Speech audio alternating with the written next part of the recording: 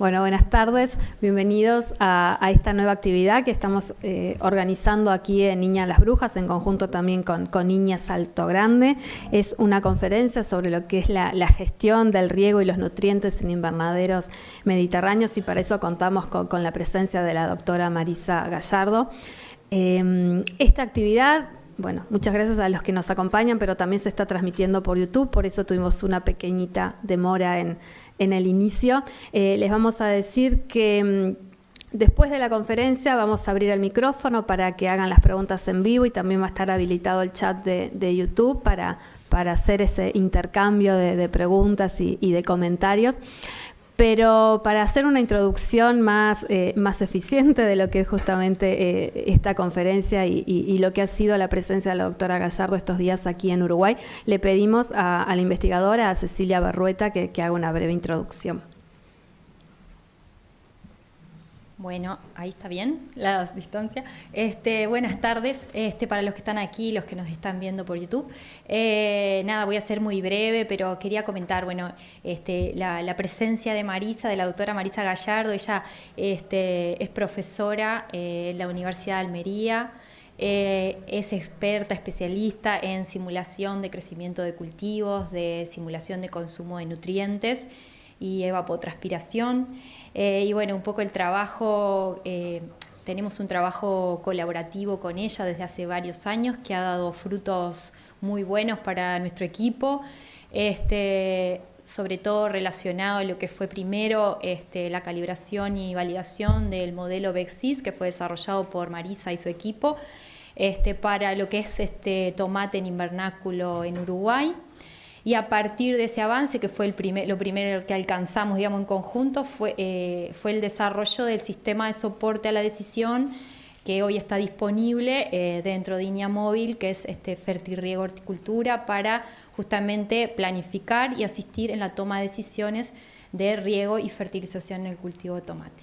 Así que nada, en este marco es que se da esta visita dentro de este proyecto, y bueno, la idea de compartir hoy con ella y poder intercambiar sobre su experiencia. Así que nada, le doy la palabra a Marisa.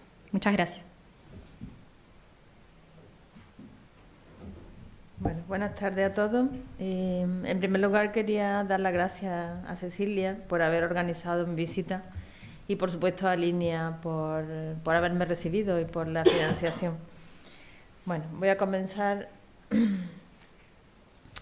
presentando nuestro equipo de investigación, y voy a hablar un poquito de la Universidad de Almería, que es el sitio donde yo trabajo. Bueno, como casi todos sabréis, Almería se encuentra situada en el sureste español, justo en el litoral mediterráneo.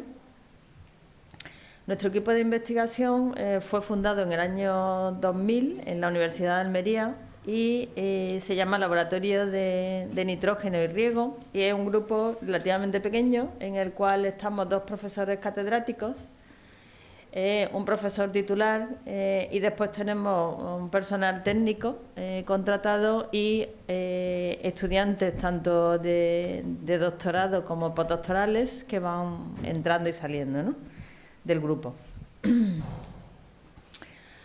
Bueno, aquí en estas imágenes podéis ver algunas fotografías del campus de la Universidad de Almería. Se trata de un campus relativamente joven y que también se encuentra pues justo aquí, ¿no?, en la costa mediterránea, que ofrece instalaciones bastante modernas y cómodas para los estudiantes y una amplia gama de grados y posgrados, estudios de máster para los estudiantes. Entre ellos, pues quiero destacar el máster en horticultura mediterránea bajo invernadero, que atrae a muchos estudiantes, sobre todo de países latinoamericanos, que recibimos todos los años por allí. Y de hecho la razón por la que yo os conocí fue por la participación de una estudiante que hizo el doctorado, una chica uruguaya, Romina, que hizo el doctorado allí con nosotros. Bueno, voy a empezar hablando un poco del contexto de nuestro trabajo y de nuestra línea de investigación.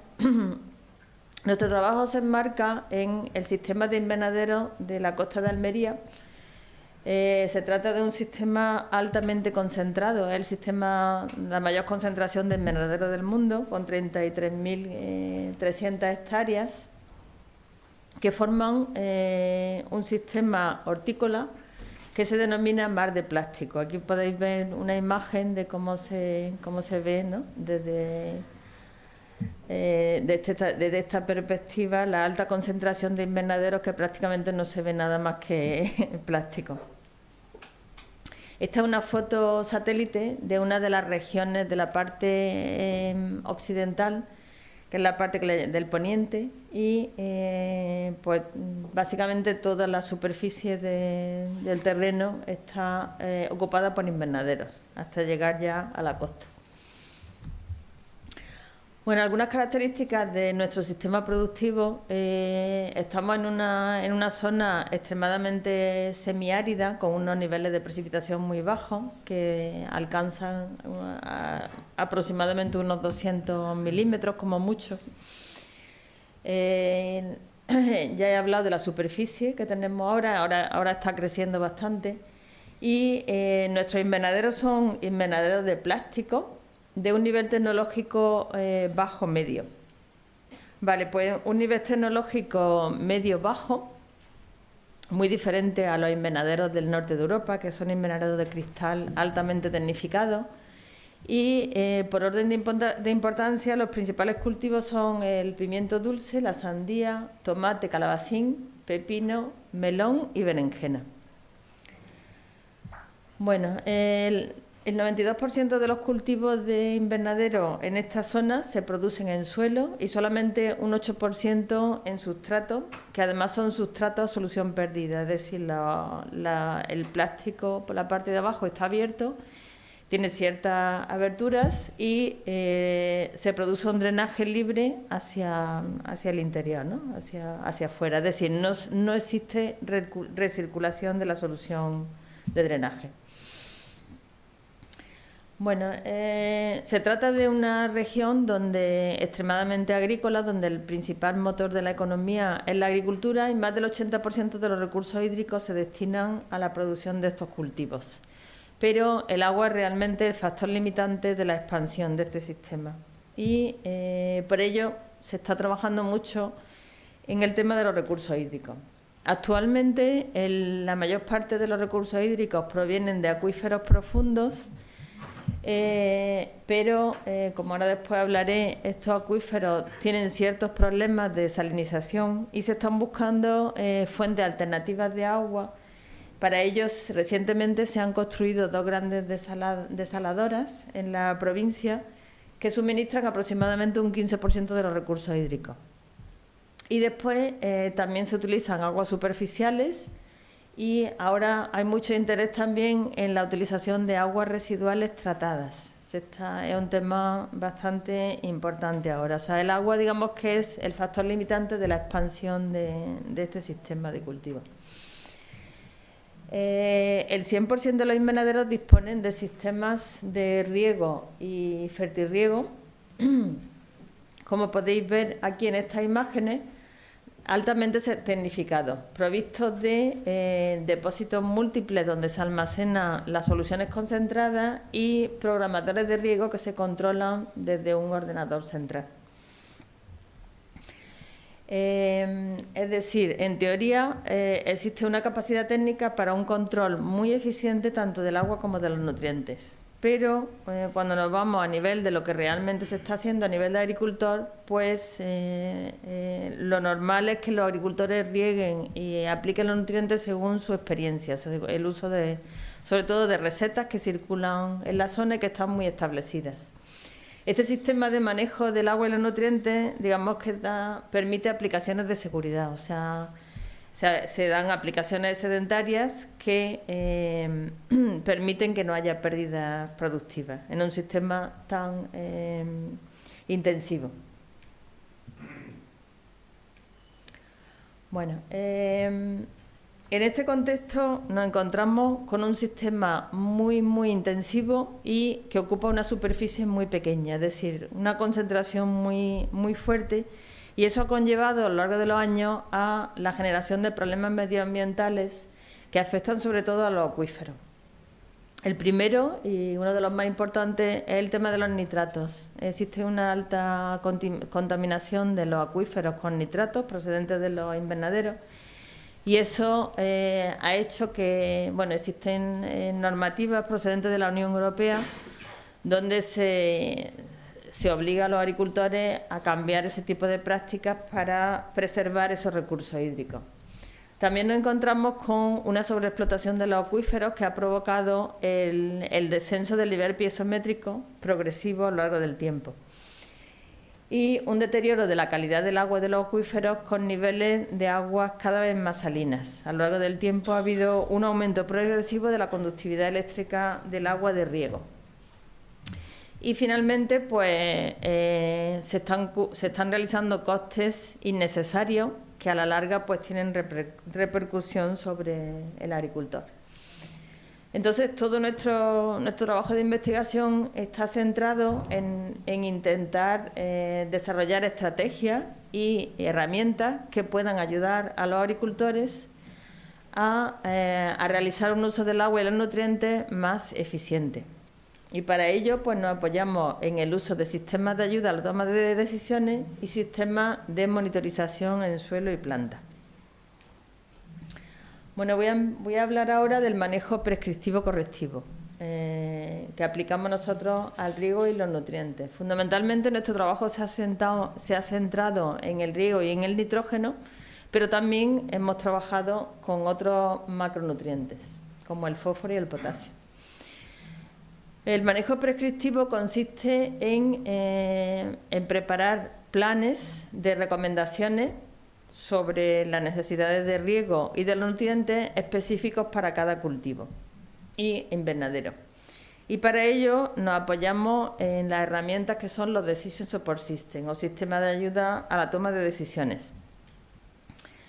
Nosotros hemos desarrollado a lo largo de los años un sistema que se llama BEXIS DSS que nos da recomendaciones de riego y de nutrientes. Como ejemplo, pues podéis ver en esta tabla valores semanales del volumen de riego que sería necesario para un cultivo, el nitrógeno en kilos por hectárea, y lo que realmente se utiliza en la zona de Almería son las aportaciones de nutrientes en forma de concentración, en milimoles litro. Entonces aquí veríamos las recomendaciones para esos periodos que nos daría el DSS. Esto sería el manejo prescriptivo.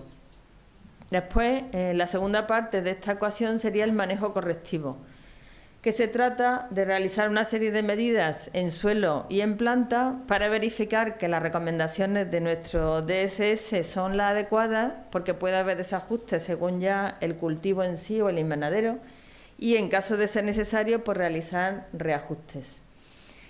Para ello nosotros pues utilizamos los tensiómetros, la sonda de succión, analizando la solución del suelo, análisis de savia en los peciolos. Aquí en esta fotografía se ve cómo se están muestreando las hojas recientemente expandidas, y finalmente nos valemos del análisis de nutrientes rápido utilizando electrodos selectivos de iones, que son análisis que se pueden hacer en cualquier sitio. No es necesario que los agricultores manden estas muestras a un laboratorio, sino que lo pueden hacer en la propia finca.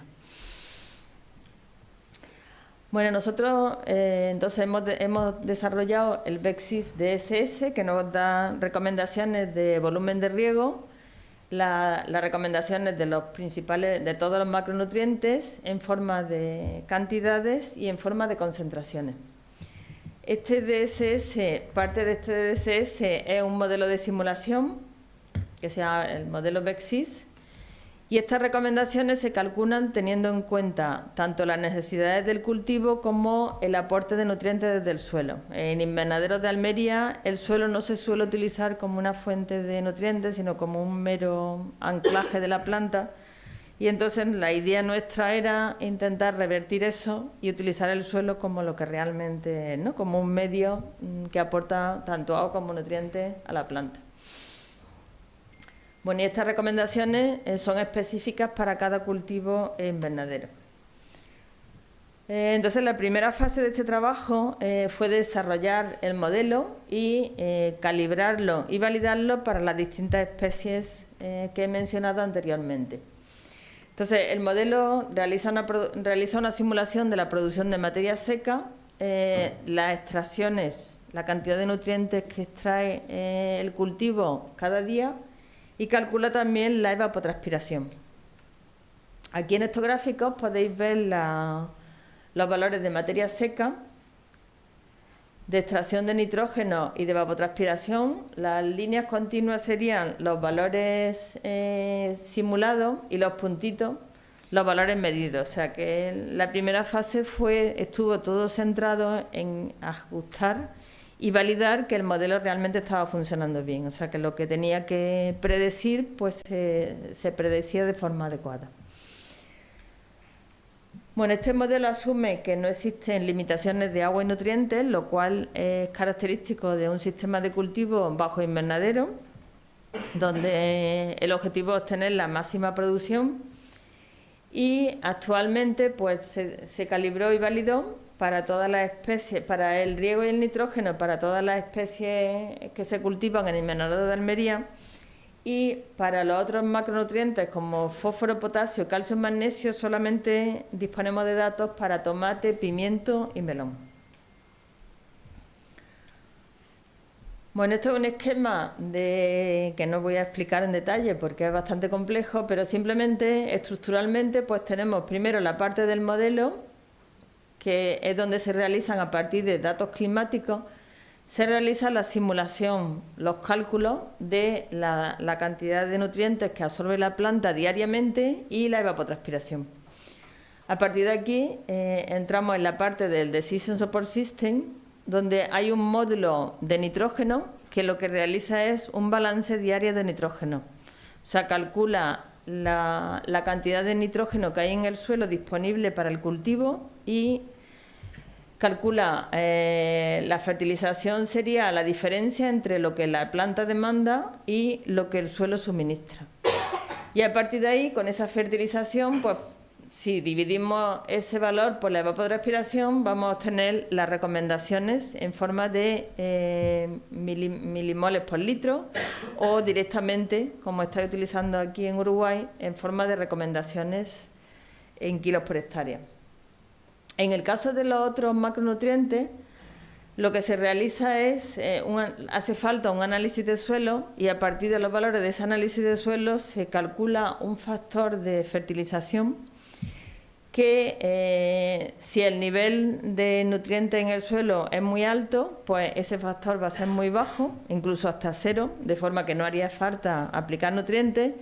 Y si es muy bajo, pues haría falta, puede alcanzar valores entre 0 y 2, es decir, el caso más desfavorable sería un suelo muy pobre, en el que habría que aportar el doble de las extracciones del cultivo para hacer lo que nosotros llamamos un abonado de corrección y de mantenimiento, o sea, para ir reponiendo un poco los valores nutricionales de ese suelo. Bueno, nosotros actualmente hemos desarrollado una aplicación informática que se llama Vexsys DSS, es la versión 2. Este sistema está disponible, es gratuito, está disponible en español y tiene dos componentes. Una parte para cultivos de invernadero, para todas las especies que he comentado, y un segundo componente para cultivos hortícolas de aire libre. Ahora mismo tenemos brócoli, tomate de industria, espinaca y eso, vamos, hay un grupo en Extremadura que está trabajando sobre todo en esa parte. Mi trabajo estaba centrado solamente en la parte de invernadero. Bueno, los inputs, o sea, nosotros lo que hemos intentado siempre es que esta aplicación informática fuera muy simple para que fueran compatibles con los usuarios finales, ¿no? Que no necesitaran introducir muchos datos. Entonces, el modelo, el DSS, necesita datos de clima, un análisis reciente de suelo, información sobre la configuración del riego por goteo. Nosotros aplicamos encalados para reducir temperatura, que consiste en aplicar carbonato cálcico sobre la superficie del invernadero, y en ese caso pues también hay que aplicar las fechas de los encalados y el tipo de encalado que se ha realizado. Y también información sobre el aporte de estiércol. En Almería es bastante común que cada 4 o 5 años se realice una aportación de estiércol para mejorar un poco las propiedades del suelo. Ese estiércol también el sistema pues lo considera, tiene un modelo de mineralización que calcula la liberación de nutrientes desde ese estiércol. Bueno, y las salidas de este DSS, o sea, los valores que nos dan. En primer lugar, las recomendaciones de riego, que podemos ver aquí, por ejemplo, en este gráfico. Estos son los valores, los podemos obtener valores diarios o semanales. Las concentraciones de los macronutrientes, esto nos lo da el DSS en periodos de 4 semanas, porque consideramos que en sistemas de estos de fertirriego no se cambian las soluciones cada semana, sino que se cambian en periodos más largos. También hay información detallada para que usuarios más avanzados puedan obtener otros datos, como por ejemplo si hay un interés en ver los datos del coeficiente de cultivo, la evapotranspiración de referencia, pues también se puede obtener. Y también hay información detallada sobre la fertilización, pues los valores diarios de extracción de nutrientes, un informe sobre la fertilidad del suelo, porque esto lo hemos estado hablando hoy, porque muchos agricultores realizan análisis de suelo, pero después no saben interpretarlo. Entonces, ya que hacen el esfuerzo de introducirlo en la aplicación, pues les damos una interpretación de cómo está su suelo. Bueno, y también datos sobre las recomendaciones de fertilizantes y datos globales del agua y los nutrientes que han gastado en todo el ciclo del cultivo. Bueno, ahora voy a explicar... espérate, me estoy confundiendo. Voy a presentaros algunos de los ensayos que hemos hecho evaluando todo este sistema que nosotros proponemos de manejo prescriptivo correctivo. Entonces, a lo largo de los años hemos tenido varios proyectos en los cuales hemos hecho evaluaciones tanto en nuestras condiciones como en fincas comerciales sobre este sistema. El primero que voy a presentar se hizo sobre un cultivo de tomate en suelo, y aplicamos 2 tratamientos de manejo del riego y el abonado. El abono que abordamos fue el nitrógeno, fósforo y potasio. Un manejo convencional y un manejo prescriptivo correctivo. El manejo convencional, pues utilizábamos las prácticas locales de los agricultores, y el manejo prescriptivo correctivo, pues aplicábamos las recomendaciones del DSS para el riego, la concentración de nutrientes también del DSS, y después nos apoyábamos en técnicas de monitorización, que en este caso utilizamos tensiómetro y análisis de savia. Entonces aquí podéis ver todas las medidas que hicimos, aparte de esto que hemos comentado, de la sonda de succión, los tensiómetros y los análisis de la extracción de savia del peciolo. También recogimos toda la solución aportada desde los goteros, hicimos 4 replicaciones, y esas soluciones nutritivas las analizábamos también para ver realmente lo que se aportó. Bueno, en este gráfico se presenta a lo largo del ciclo del cultivo la concentración de nitrógeno de la solución nutritiva aportada. Las líneas discontinuas eran los valores objetivos que queríamos conseguir tanto en el tratamiento del agricultor, que sería el convencional de color negro, como en el rojo, que sería el del... bueno, aquí pone PCM, Prescriptive Corrective Management, está en inglés. Y los otros valores, los circulitos, corresponden a los valores que realmente se aportaron. Claro, es imposible aportar exactamente lo que se quiere, sino que con los sistemas que disponemos, que son sistemas más industriales, pues nos vamos acercando, pero nunca se consigue ese valor objetivo. pero sí que hubo diferencias importantes entre tratamientos, con valores bastante más altos en el convencional que en el tratamiento DSS. Bueno, en todo este cultivo fue necesario hacer una intervención correctiva, que fue en el día 160 después de trasplante, en el que se aumentó el nitrógeno un 30%, porque, lo vamos a ver en este gráfico, que este gráfico lo que muestra es la concentración de nitrato en la savia de peciolo a lo largo del tiempo, en los dos tratamientos, en el convencional y en el PCM, en el del DSS, y estos serían los valores de referencia umbrales, que no queremos rebasar, ¿no? Porque ahí ya la planta entraría en valores deficitarios. Entonces aquí se observó que los valores estaban por debajo y se hizo ese abonado correctivo que he mencionado anteriormente.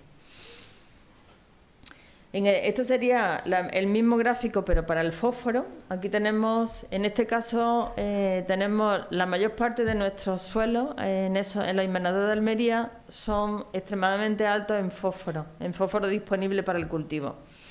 En este caso, las recomendaciones fueron no aplicar fósforo, pero siempre el DSS recomienda una concentración muy pequeña, que es un margen de seguridad, ¿no? Entonces hubo diferencias muy grandes desde entre el manejo convencional y el manejo correctivo prescriptivo, que prácticamente era 0,25 la concentración objetivo. Y en este momento pues se hizo también un manejo correctivo del fósforo por los niveles que observábamos en la savia.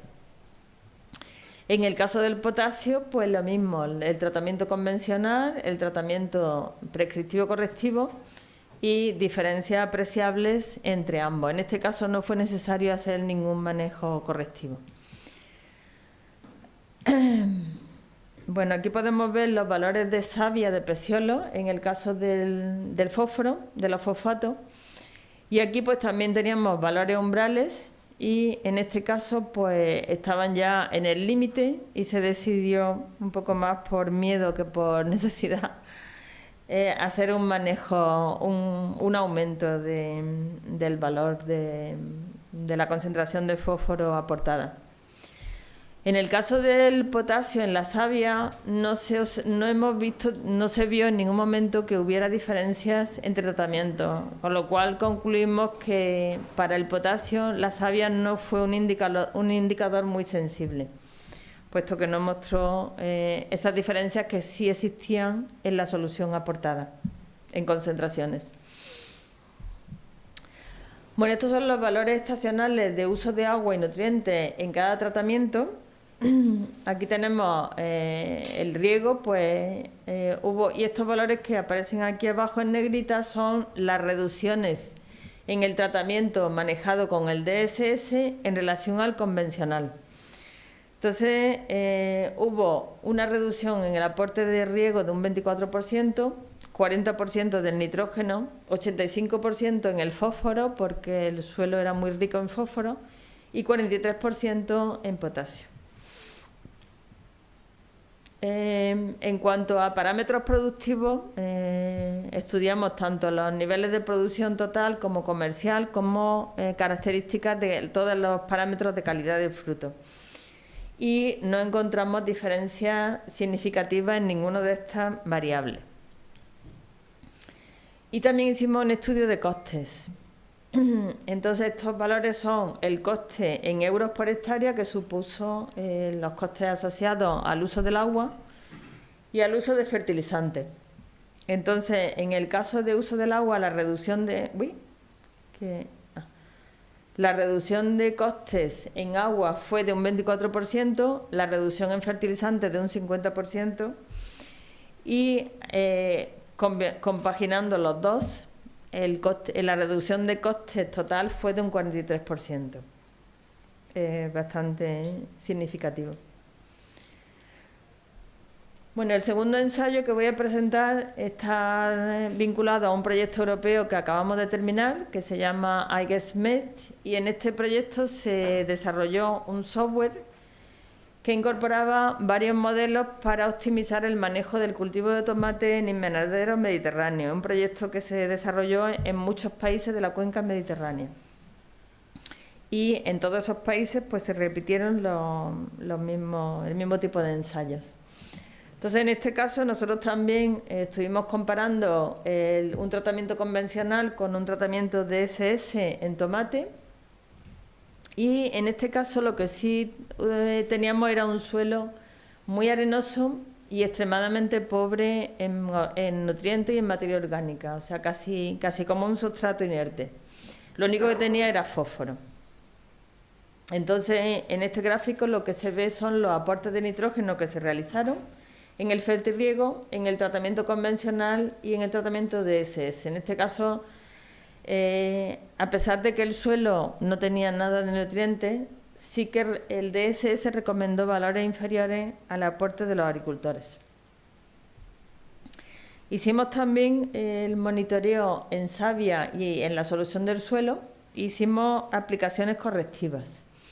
Aquí, por ejemplo, se presentan los datos de los nitratos en savia, y este es el valor umbral. Pues en este caso se decidió, los niveles eran tan altos que se hizo una reducción del 50% de la concentración de aporte, que fue demasiada reducción porque después tuvimos que aumentar. Y posteriormente, en el caso de la solución del suelo, pues también se hicieron 2 intervenciones correctivas, en este caso porque los niveles ya eran muy altos, marcamos estos valores umbrales que fueron 4 y 15, y en este caso se aumentó, pero no fue por el nitrógeno, sino porque se observó una clorosis en el cultivo que tras hacer un análisis foliar vimos que era una clorosis férrica, o sea que no, pero esto fue un poco por seguridad, pero en realidad no era el nitrógeno el que estaba provocando esos síntomas. Y los resultados que obtuvimos en cuanto a reducción en los insumos fueron muy similares al cultivo anterior, pues 35% reducción de nitrógeno, 48% de fósforo, 33% de potasio. En este caso los valores de reducción fueron más pequeños porque el suelo era muy pobre en nutrientes, entonces no teníamos ese componente de aporte desde el suelo. Y la reducción en costes, pues también valores similares a los que he presentado, en torno a un 40%. Y hicimos una réplica en un invernadero comercial, que era también parte del proyecto, de este proyecto europeo, en el que esta réplica la hizo la empresa Grupo La Caña, y los resultados que obtuvimos fueron muy similares. Tampoco tuvimos en ningún momento pérdidas productivas y los valores de ahorro, tanto en aportes como en costes, pues fueron similares. Y actualmente, ahora mismo tenemos en marcha otro proyecto europeo que se llama Safe H2 Farm. Y en este ensayo estamos comparando, ya hemos terminado un primer ciclo de cultivo y estamos ahora con el segundo. Entonces estamos comparando un tratamiento convencional con un tratamiento manejado con el Vexis y otro manejado con el Vexis DSS más monitoreo con savia. Entonces hemos encontrado solamente sin manejo con savia, solamente lo que es con el DSS, la reducción del aporte de nitrógeno ha sido de un 36%, y cuando hemos incorporado ya la savia, que nos permite un ajuste más fino, la reducción ha sido mayor, hasta un 43%. Y vuelve a salir la misma información de que no hay diferencia entre tratamientos, ni en producción ni en calidad. Bueno, a lo largo de los años, llevamos muchísimos años trabajando en este tema y hemos hecho muchísimos ensayos comparando el manejo prescriptivo correctivo utilizando distintos modelos y distintas técnicas de monitorización. Y en todo ello, pues en muchos de ellos hemos tenido la oportunidad de medir la lisiviación de nitratos. Entonces aquí presento los resultados que hemos obtenido en otros cultivos como pimiento y melón, donde en todos estos ensayos hemos tenido reducciones en las pérdidas de nitratos por lisiviación superiores al 45% cuando se incorporan estos sistemas de manejo prescriptivo correctivo. y en ninguno de estos ensayos hemos encontrado que haya una disminución en la producción. Bueno, nosotros desde que empezamos a trabajar en este campo hemos desarrollado varias versiones de esta aplicación informática. La primera, que está disponible en la página web de la universidad, que es el Bexis DSS versión 1, que solamente tiene información sobre riego y nitrógeno. La segunda versión que he comentado ya, que está disponible en formato app, que ya contiene todos los macronutrientes y para casi todas las especies. Y después, en el proyecto europeo, que se ha desarrollado otra aplicación informática por parte de una empresa que se llama EFVIA, italiana, y en este caso pues se ha desarrollado un software que incluye el Bexis DSS, y en este caso pues ellos también lo instalan junto con una estación climática dentro del invernadero. Mencionar que, bueno, ya lo ha dicho Cecilia, que nosotros mantenemos una estrecha colaboración desde hace ya aproximadamente unos 8 años, y fruto de esa colaboración pues, y de mucho trabajo por parte de Cecilia, ya tenéis disponible esta aplicación de Fertirriego, que espero que sea utilizada aquí en vuestro sistema. Y aparte de eso, pues ya para terminar, bueno, nosotros ahora, yo desde la universidad pues no dispongo de herramientas de extensión, o sea, mi trabajo no es difundir estas herramientas a los agricultores, y entonces para ello pues cuento con la colaboración de un banco que se llama Cajamar, que muchos conoceréis. Ese banco tiene una plataforma digital que es la plataforma Tierra, donde se cuelgan todos los desarrollos. Bueno, hay mucha información para los agricultores, entre ellos pues herramientas informáticas para ayudarle con todas sus tareas. Y entonces ahora mismo estamos trabajando en el desarrollo de una nueva versión del DSS que pronto va a estar disponible en esta plataforma. Bueno, aparte de eso, tenemos ahora mismo en marcha otro proyecto europeo, donde participa Jan van der Bors, que estuvo aquí hace poco, donde también estamos evaluando esto en invernaderos comerciales, en muchos invernaderos comerciales, y aparte tenemos otras colaboraciones activas, sobre todo con China, donde estamos trabajando también en desarrollos parecidos a lo que he presentado y a lo que vosotros también estáis haciendo aquí, y con otros países como Italia, Grecia, Turquía, y en España pues sobre todo con la línea de cultivo hortícola fuera de invernadero, o sea, al aire libre. Bueno, y ya con esto termino mi presentación y gracias por vuestra atención.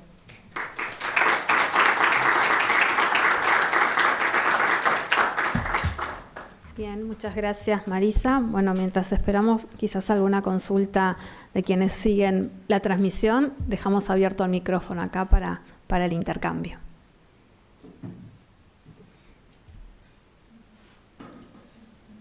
Así que bueno, a ver quién se anima a romper el hielo. ¿Para qué te acercamos un micrófono?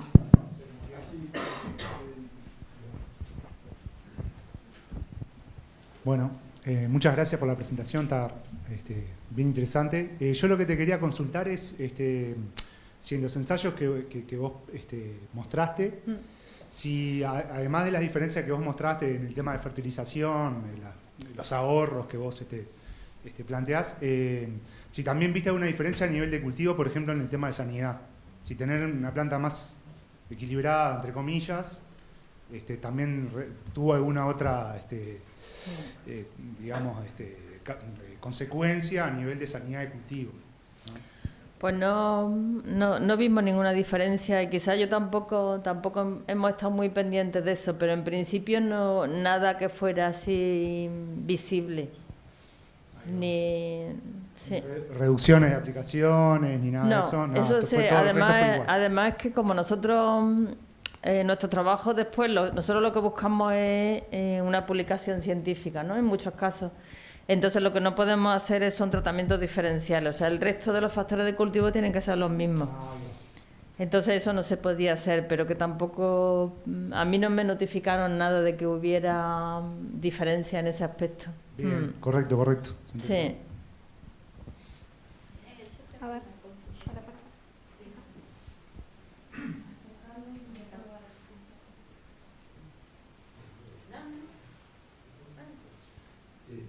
Buenas tardes, doctora Gallardo.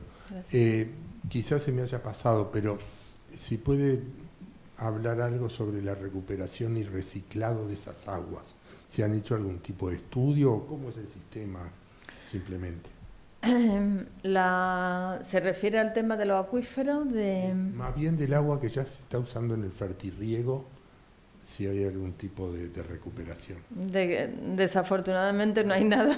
Ese es el gran problema, que todos estos aportes tan excedentarios de riego que se hacen y tal, pues esos van al acuífero. A pérdida. Y no se hace. Y el problema yo lo veo más serio incluso en cultivos hidropónicos, en cultivos en sustrato, porque ahí los drenajes son mucho mayores. De eso no se contempla nada, porque sería muy, muy costoso y complicado. Entonces, lo único es eso, intentar que los agricultores se conciencien, pero no, de momento no hemos tenido mucho éxito. No nos hacen mucho caso. Bueno, de hecho, están reduciendo mucho el aporte de nutrientes con un resultado a veces hasta superior, ¿no? Sí, nosotros sí, pero lo que no conseguimos es que ellos lo hagan. Porque yo no sé, pero mi experiencia es que los agricultores, si no tienen presiones fuertes por parte del gobierno o algún tipo de sanciones o algún tipo de control, de forma voluntaria no prefieren seguir con las prácticas convencionales. Para ellos es más cómodo. Muchas gracias. Mi consulta iba por ahí. ¿Cómo es el nivel de adopción de este tipo de soluciones que ya tienen distintas etapas, web, móviles, y ahora la europea? ¿Cómo ven eso? Bueno, yo no he tenido las posibilidades que habéis tenido aquí de trabajar con un equipo de difusión y ya desde la universidad no hemos tenido la opción de hacer eso. O sea, hemos participado en estos proyectos europeos que sí tienen un componente, hemos dado muchísimas charlas, muchas visitas de los agricultores a los ensayos y tal, pero hasta ahora la adopción es prácticamente inexistente. Entonces ahora yo creo que con la colaboración está con Cajamar, porque Cajamar sí está ahí, al lado del productor. Entonces yo pienso que desde allí, si de alguna oportunidad hay, pues tendrán que se hará con esta nueva aplicación que va a salir ahora en septiembre. Entonces pienso que a partir de ahí ellos sí van a trabajar ya con los productores directamente. Pero desde la universidad yo no he podido alcanzar ya ese... Y hasta ahora mismo pues la adopción ha sido muy baja, prácticamente inexistente. En cuanto a riego, sí, pero sobre todo porque hay una empresa que está comercializando tensiómetros eléctricos y para ellos ya es muy cómodo. Al ser automático y tal, el riego automático, pues sí que hay una adopción muy fuerte de la tecnología de sensores para el riego. Pero en nutrición... ellos se encuentran muy cómodos con sus recetas y si algo funciona, ¿para qué cambiarlo? Sí.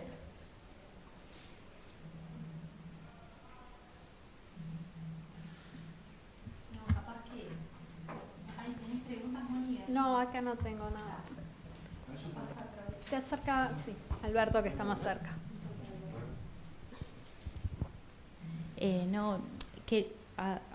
O sea, con lo que tú decís ahora, Marisa, que o sea, está súper probado a través de un montón de experiencia, un montón de ensayos, digamos, que estas cosas son muy útiles para mejorar la gestión del fertirriego. O sea, bueno, los números las diferencias son enormes y a pesar de eso es un desafío tremendo siempre, bueno, llegar a los usuarios finales, ¿no? En nuestro caso en particular, bueno, a partir del año pasado que se liberó Fertirriego Horticultura, que es como esta versión uruguaya del DSS Bexis, que bueno, está muy basado en su estructura, pero bueno, está con todas las adaptaciones que le tuvimos que hacer, obviamente, porque nuestros sistemas productivos no son exactamente iguales. Pero bueno, ahora estamos en justamente enfrentando ese desafío, digamos. Hay muchas opciones, muchas herramientas ajustadas, mucha información, y ahora el desafío está en cómo hacer que esas cosas sean atractivas para los usuarios y que puedan aprovecharlas, ¿no? Bueno, tampoco es el proyecto que tenemos ahora, todo este año y parte del año que viene, en donde el foco está puesto en, bueno, tenemos un conjunto de herramientas muy ajustadas para lo que es, por lo menos tomate, porque ustedes ya han avanzado mucho más cultivos y bueno, nosotros recién tenemos una herramienta para tomate en invernáculo, cómo, bueno, hacemos que eso llegue a los destinatarios finales, porque en nuestro caso, como INIA, como un instituto más orientado a llegar a los productores, ese es nuestro interés final, más allá de las publicaciones y bueno, toda esa parte, ¿no? Entonces a nosotros nos interesa muchísimo que las herramientas lleguen. Yo lo que pienso es que, o al menos mi experiencia de muchos años, es que los agricultores funcionan cuando hay una presión tipo, por ejemplo, lo que estábamos hablando antes, con el tema de aplicaciones fitosanitarias. Si hay unos productos que hay que exportarlos y se están haciendo análisis, y si esos productos no cumplen esos límites, los devuelven, ahí ya lo adoptan.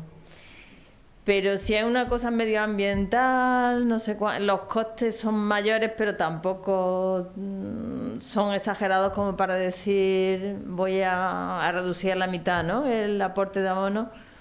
Yo creo que ellos no tienen la motivación o la necesidad de hacer esos cambios, les cuesta mucho, no quieren. Nosotros al menos no lo hemos conseguido, y más charlas que hemos dado, imposible.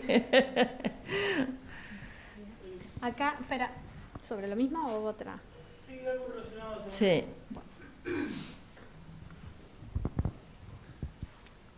¿Se escucha? Bueno, Marisa, muchas gracias por la charla, muy buena.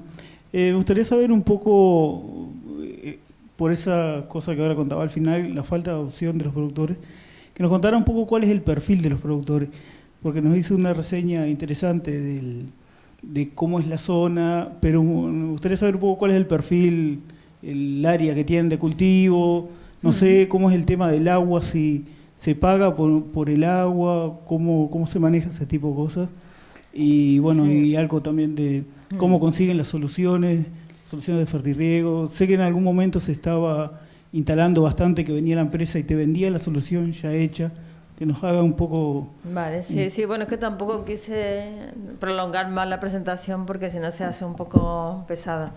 Pero sí, las fincas suelen andar por hasta entre media y una hectárea, son los invernaderos. Ahora quizás los más modernos son más grandes. El tema del agua, pues se paga por metro cúbico. El precio del agua oscila entre 25 y 60 céntimos de euro el metro cúbico. El agua desalada es más cara. Y lo que se está haciendo ahora, eso sí me parece muy interesante, es que se está mezclando el agua de las mismas comunidades de regantes, que son las que abastecen a los agricultores del agua de riego, todo a presión. Lo que están haciendo es, ellos mismos preparan mezclas del agua desalada con el agua del acuífero, para que tenga una salinidad aceptable, pero básicamente así es como la reciben ellos, ya mezclada.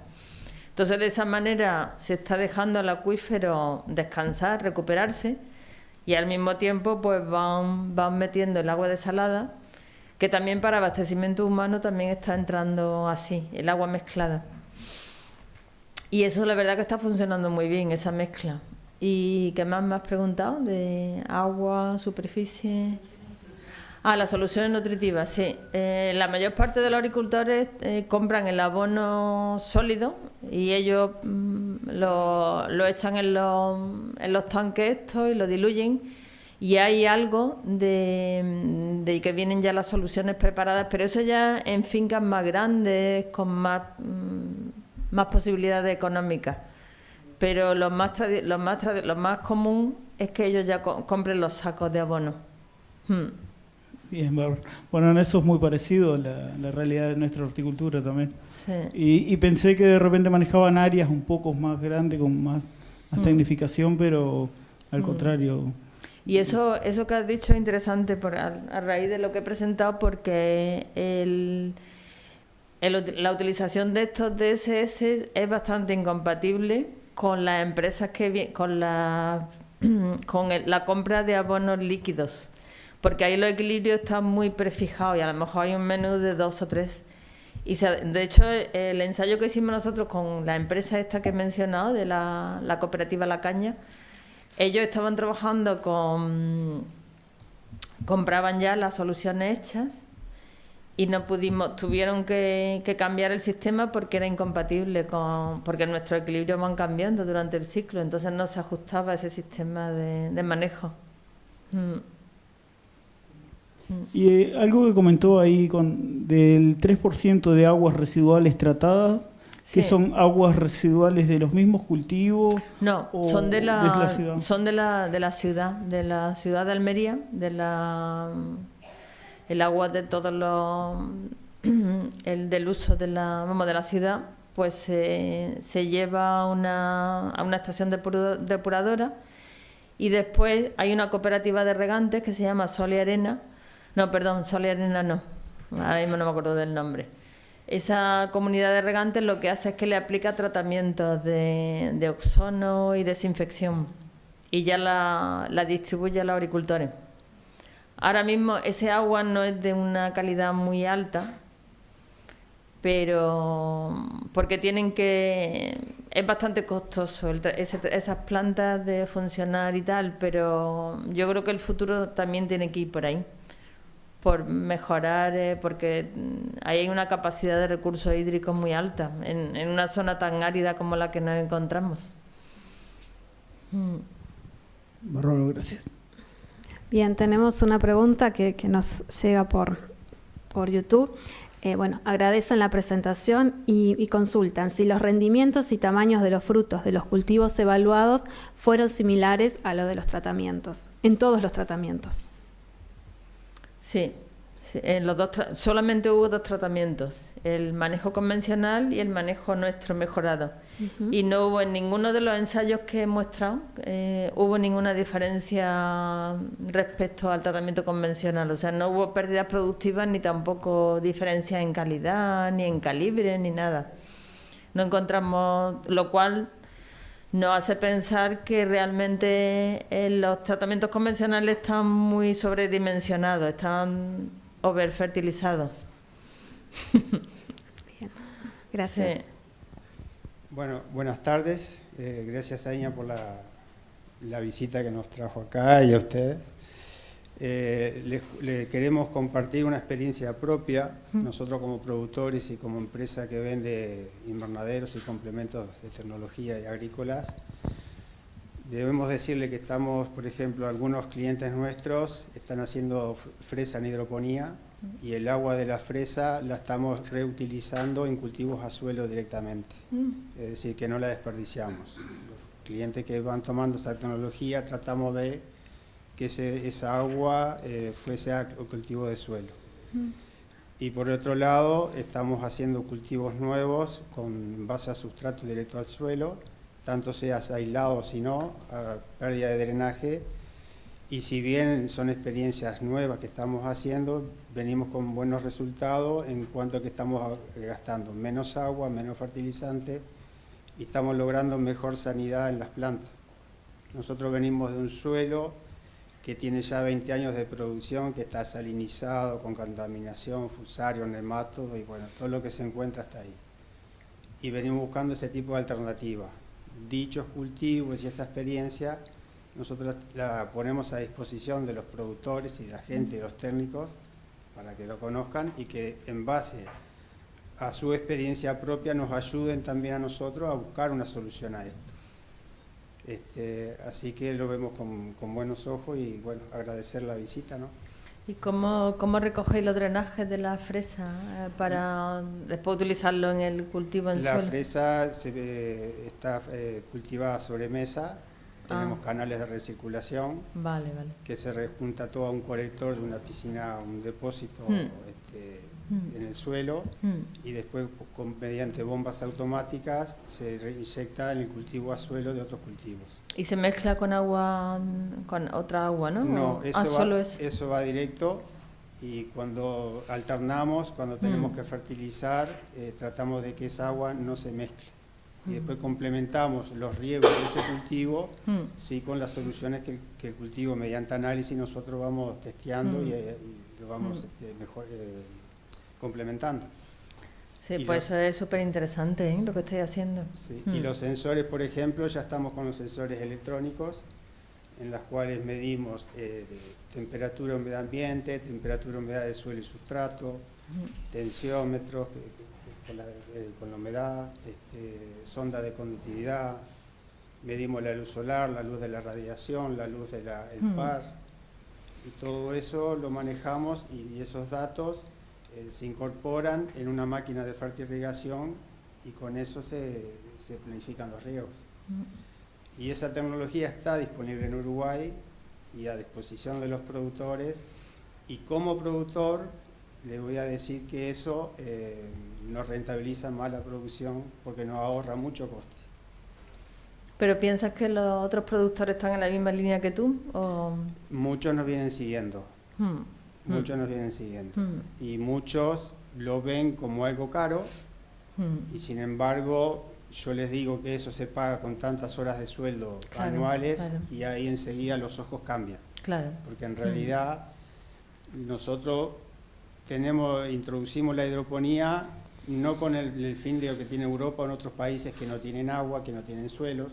Es decir, si tú acá vas a ver, acá hay suelo de sobra, hay agua de sobra, pero tenemos otros problemas que Europa quizás no lo tiene, que son herramientas para manejar salinidades y desinfecciones de suelo y cultivos biológicos y posiblemente mano de obra, que aquí no solo está escaseando, sino que ya directamente no hay. Y somos productores chicos, mercado interno chico, entonces nosotros introducimos la hidroponía para tratar de bajar costes de producción, no para aumentar. Y porque los suelos estaban muy deteriorados, ¿no? Sí, cada vez más. Y no tenemos herramientas como para manejar un suelo correcto. Entonces muchos suelos también no son arenosos, son de suelo de tierras greda, de mulch arcilloso, que tú fertilizas y te retiene el suelo, la fertilizante, entonces en definitiva la planta no lo está absorbiendo, no tienen buena oxigenación, a diferencia como pueden ser los suelos arenosos de Almería, de España, o de la zona de Salto, ¿no? Sí. Entonces tenemos ciertos otros problemas que vemos que con las herramientas que Europa funciona, nosotros las aplicamos desde otro punto de vista. Yo la verdad que después de todos los años que llevo trabajando en esto y haciendo mucha divulgación de los resultados y tal, y con números tan espectaculares, ¿no? Me resultó muy difícil saber qué quieren los agricultores, o sea porque no sé, yo creo que los números están muy claros, que no. No, pero como productor, y ahora le hablo como productor, somos complicados. Sí, lo sé. Tengo peleas con ella, que es ingeniera, que a veces me dice, pero yo te hago caso a vos o al equipo. ¿No? Entonces, bueno.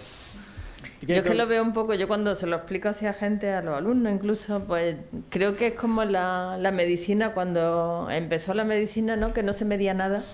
Pues tú veías a la persona y tal, bueno, por los síntomas visuales, ¿no? Pues puede tener esta la enfermedad. Pero la medicina ahora está altamente basada en la analítica, en medir, en monitorizar. Y eso ha supuesto un antes y un después, ¿no? De saber exactamente qué pasa en ese organismo, Pues lo mismo lo veo con la agricultura, o sea, si mientras más tú puedas saber y puedas monitorizar y puedas saber qué es lo que está pasando en ese cultivo, va a tener las posibilidades de producir más. Yo lo comparo con, por ejemplo, con un auto, con el velocímetro de un auto, el medidor de la temperatura, del combustible. Si yo me subo a un carro, un auto, y yo sé hasta dónde voy, qué combustible, qué velocidad. Bueno, lo mismo estamos haciendo y aplicando con las plantas, es decir, mediante aplicaciones sabemos si tenemos que regar y cuánto y cómo, si fertilizar cuánto y cómo y dónde. Entonces es un poco eso lo que estamos haciendo. Allí en España ha habido ahora porque la Unión Europea estaba presionando ya bastante por ejemplo, había una propuesta que se tenía que haber implantado el año pasado, que los agricultores tenían que tener como un plan de abonado, un seguimiento de todo lo que habían aportado, que eso tenían que confirmarlo las empresas de suministro, o sea, tenían que cerrar los números, cuadrarlo todo y demostrar que que sus prácticas eran sostenibles.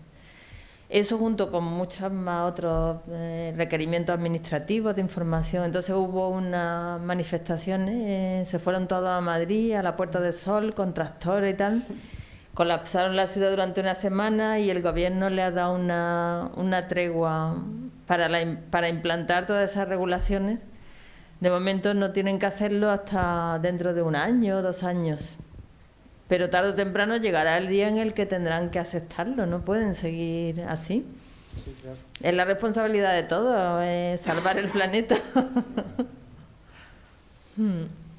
Pero ellos piensan que que ellos están trabajando muy duro y que tienen el derecho a hacer lo que quieran. Tenemos otra pregunta. Irving, ¿vos la podés leer de ahí? Porque se me ocurrió la pantalla. Que tiene que ver con la presentación, justamente con los cultivos evaluados. Sí, ¿hubo algún tratamiento fitosanitario en el proceso? Y otra que aparece es, ¿alteró algún valor? Los tratamientos fitosanitarios se hizo casi todo con control integrado de plagas, o sea, utilizando enemigos naturales. Que en algunos casos, por ejemplo, en el segundo experimento que he presentado, que era del proyecto iGuessMed, pues una empresa de control biológico eran los que llevaban todo el seguimiento de los enemigos naturales y tal. O sea que ahí fue casi todo de esa forma, con control integrado de plagas.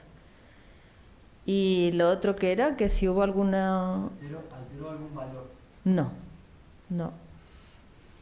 No hubo nada. Bien. Joaquín. Gracias. Marisa, muchas gracias por la presentación y por todo el aporte a lo largo de estos años. Y que sea por mucho más, porque también es un camino que se va transitando de a poco. Y bueno, y en ese sentido, que tú es la primera vez que estás en Uruguay, ¿verdad? Sí. Entonces, bueno, ya estuvieron conversando recién un poquito sobre esto, sobre el tema del rol del suelo, y en Almería que tú decías, y a mí me llamó la atención que decías que funciona más en los invernaderos, que donde están aplicando toda esta tecnología, más como soporte que como la interacción del suelo más vivo. ¿Qué impresión te estaba dando tu corta visita, porque ha sido corta, pero digo, la impresión que tuviste en los invernaderos uruguayos en cuanto al manejo en general del sistema uruguayo y en particular, bueno, tomates que estuviste viendo, y en particular a la posibilidad de esta herramienta, digamos, traducida a las condiciones nuestras? Y ya tengo otra preguntita que después hago después. Pues la verdad es que me ha sorprendido mucho ver que el suelo se está manejando como un suelo, de verdad. Y sobre todo pues el sistema de cultivo que vi ayer me recordó mucho a un sistema de cultivo orgánico, ecológico, donde se hacen aportaciones continuas de materia orgánica, los residuos se incorporan. Entonces yo creo que también el hecho de no tener, porque en los invernaderos de Almería, al tener esa capa de ese enarenado, que llamamos nosotros, que es la capa de grava, yo creo que eso dificulta mucho el utilizar el suelo. Porque cada vez que hay que hacer alguna incorporación hay que retirarlo, entonces eso tiene una mano de obra muy costosa. Entonces la impresión que tengo es que son bastante sostenibles, o sea, se está utilizando muy bien el suelo como lo que se tiene que utilizar, o sea, como un suelo de verdad. Y la verdad es que me gustó mucho la visita de ayer, me parecieron, bueno, los cultivos eran espectaculares. El agricultor ese tiene unos cultivos muy bien manejados y me sorprendió mucho también la motivación por parte de los técnicos que están aquí y del agricultor, del propio agricultor, que está él haciendo la monitorización y, o sea, como mucho más abiertos a estas tecnologías y eso es muy positivo. A lo mejor por ser países más jóvenes, pues la gente es más abierta, no sé, puede ser.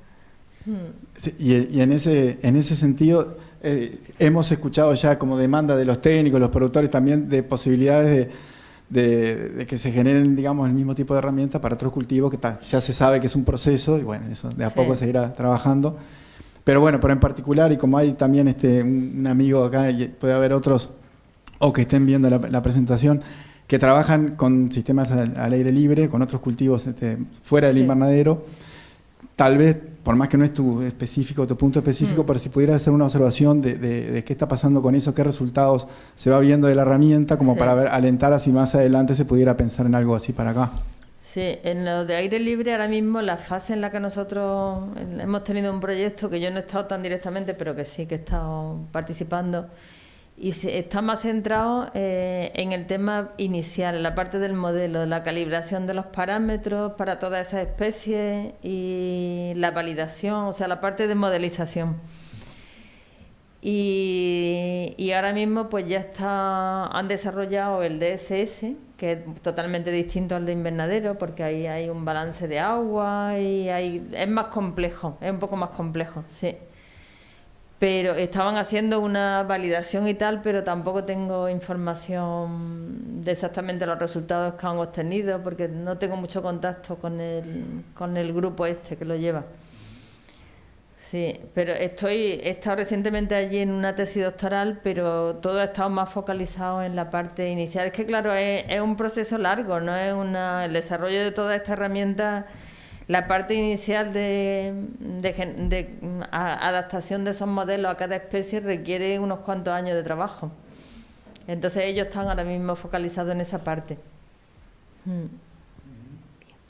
Y perdón, que un comentario bien breve nomás, pero porque tuve oportunidad de visitar también los invernaderos de Almería en su momento, y una de las diferencias que me consta, que hay otras, ¿no? Pero es esa fuerza comercial que hay, como que las empresas comerciales traccionan 10 veces más que acá, y acá hay como un cuidado, digamos, de la economía y de los procesos para no gastar más de lo que se puede. Entonces ese tope que tenemos acá en el tipo de productor familiar, sobre todo, bueno, invita más a este tipo de camino y no la posibilidad de decir lo soluciono todo en base a insumos, porque no está disponible esa posibilidad. Y allá capaz que más, sí. Sí, es brutal, vamos, yo creo que, porque para ellos, los agricultores, toda la dificultad que tenemos nosotros para incentivarlos a adoptar estas técnicas, las empresas comerciales lo hacen de forma maravillosa, o sea, rápidamente le venden los bioestimulantes. Pero no venden insumos, o sea, esto es para gastar menos, ¿no? Exactamente, es que a ellos no les interesa, es que somos los... Ellos lo que quieren es que compren mucho más abonos, porque para ellos esto es una desventaja. Bien. Entonces, pero los agricultores allí al menos yo noto que se fían más de una empresa comercial. Yo estoy convencida que si este producto nuestro se comercializara y tuvieran que pagar una cuota de 1.000 euros al año por utilizarlo, creo que la adopción sería mucho más alta. Porque desgraciadamente las cosas que vienen del gobierno y que son gratis no se valoran, no las valoramos, pero ellos y nosotros y todos, o sea, yo no sé, ¿es así? Sí, Otro comentario que llegó, bueno, felicitaciones por los resultados y el desarrollo, y preguntan si el corte de luz alteró mucho el funcionamiento de los sistemas y si está pensado un plan B para la energía. El corte de luz, ¿a qué corte de luz? Supongo que sería el de los últimos días. Sí. El apagón. El apagón general que hubo en España. Bueno, ahora mismo yo no tengo ningún... allí en Almería, ¿no? En los invernaderos. Sí. Pues la verdad es que no no hubo así nada que yo haya oído reseñable, o sea, no, de invernadero la verdad es que no he estado yo pendiente de eso. Pero igualmente, ¿se tiene pensado algún plan B por una situación similar o algún desajuste de ese tipo? Pues esperamos que no vuelva a ocurrir. Solamente no. No, se ha considerado como una cosa muy puntual. Ahora mismo hay una investigación en marcha que parece ser que va a tardar bastantes meses y tal, pero lo que todo el mundo comenta es que parece que la red eléctrica necesita una modernización. O sea que hay... De hecho, donde yo, en Almería, fue de los sitios de España donde tardó más en llegar. Y en concreto en la zona donde yo vivo, yo creo que fue el último sitio. Bien. Pero ya sobre el tema de invernadero, el efecto que tuvo no puedo decirle porque no he oído nada así que haya llamado la atención. O sea que en general fue todo bien, no hubo grandes problemas. También como hay poco cultivo hidropónico y para los cultivos en suelo tampoco... Si se riegan, pues ahora mismo en esta época del año a lo mejor los riegos no son ni siquiera todos los días. Muy bien. Bueno, por acá no hay más preguntas, no sé si en la sala. Lo último que yo, porque Marisa habló un poco de toda la diversidad de cultivos para los que, digamos, ya hay herramientas, ¿no? Sí. Como para mejorar la gestión.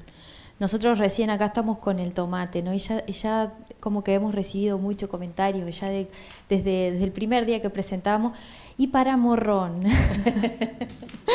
no hay, no, y está bueno eso que dijiste porque nos ayuda un poco todo ese proceso que lleva, ¿no? La cantidad de años que hay que trabajar para generar la calibración y la validación de los modelos que le dan el sustento científico a todo esto, ¿no?